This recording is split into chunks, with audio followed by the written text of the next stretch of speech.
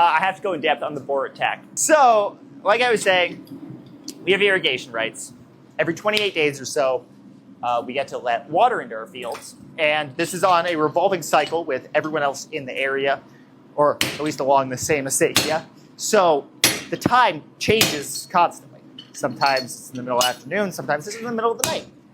And this month, last night, I don't know exactly what time it was, but it was late, it was dark.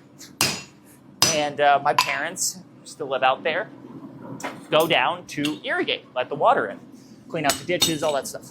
And they hear some noises, some grunting, some rustling, and then all of a sudden, a wild boar runs at my dad, and he whacks it out of the way with a rake, because he has a rake. And then a whole herd more come, and they're basically surrounded. And our dog attacks them. We have a giant Great Pyrenees out there, and he got a little bit scraped up, but he is fine. Both my parents are fine.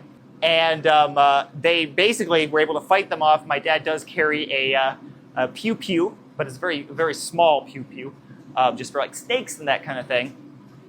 So that combined with screaming and banging on things and literally hitting them with rakes, they were able to kind of chase the boars off enough to get the dog out and run the dog back up out of the orchard to the house and to safety.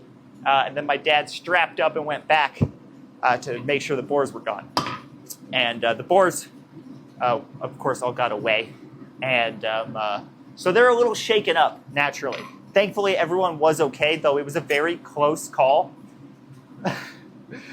Yeah, it was, seriously, dude, the dog, I don't know what would have happened without the dog.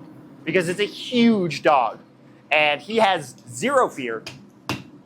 I don't know that the boars would have been chased off by just my parents. So I'm very, very grateful for the dog.